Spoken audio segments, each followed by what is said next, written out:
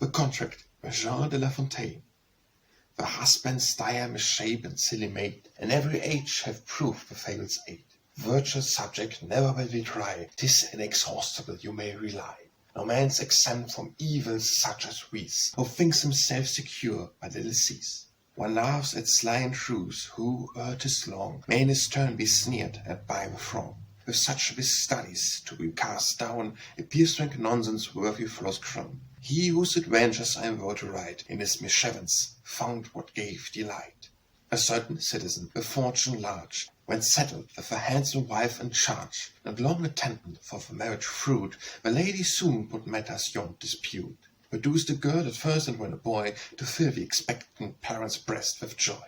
A son, when grown of size had future had, no pedant rude with Greek and Latin made, but young and smart, a master too of arts, particularly learned in what importance the gentle flame to pleasing poignant bang, but overt formally so sweetly sang.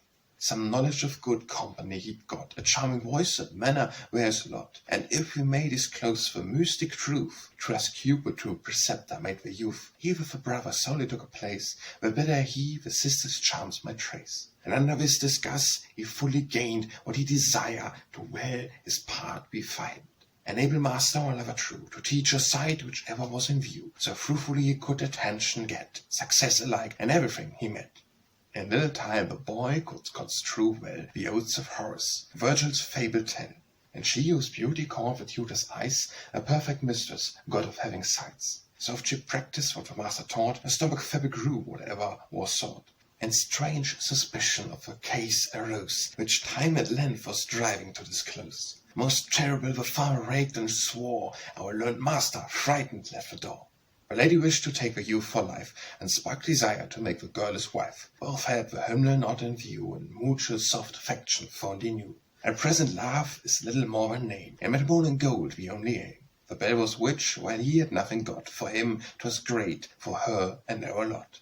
A dire corruption, age of wretching ways, what strange caprice such management displays? Shall we permit this fatal poor to reign? Base interest impulse, hideous modern stain. A curse of every tender soft delight, that charms the soul and fascinates the sight. But truce to more, let's our tale resume. A daughter scared, the father in a fume, what could be done the evil to repair, and hide the sad misfortune of the fair? What matter would seek? They married her in haste, but not to him who had the belle debased. For reasons I've sufficiently detailed, to gain her hand a certain wight prevailed, whose stores of riches relished far above, the charms of beauty warmed the fondest love. Save as the man might well enough be afford, and family and wealth just what was sought. Or whether fool or not, I cannot trace, since he was unacquainted with the case. And if he'd known it was a bargain bad, for 20,000 pounds he with her had. A sprightly youthful wife to ease his care, and with him every luxury to share.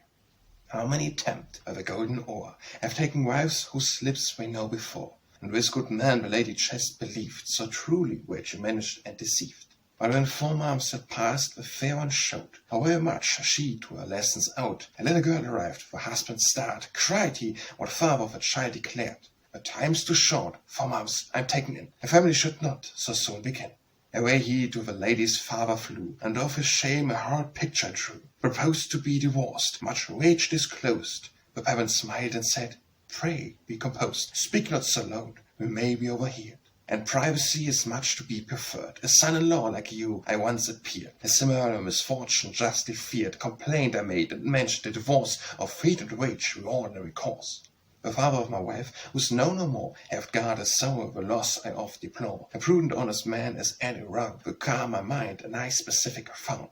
The bill was rather bitter, I admit, but gilding made it for the stomach fit. But he knew how to manage it well. A doctor in him could excel. To satisfy my scruples he displayed a contract duly stamped and able made. 4,000 to secure, which he had got on similar occasion for blood. His lady's father gave it to a face, doomstick difference and like disgrace. With this my spouse's fortune he increased, and instantly my dire complaining ceased. From family to family the deed should pass, 'twill often prove a useful meed.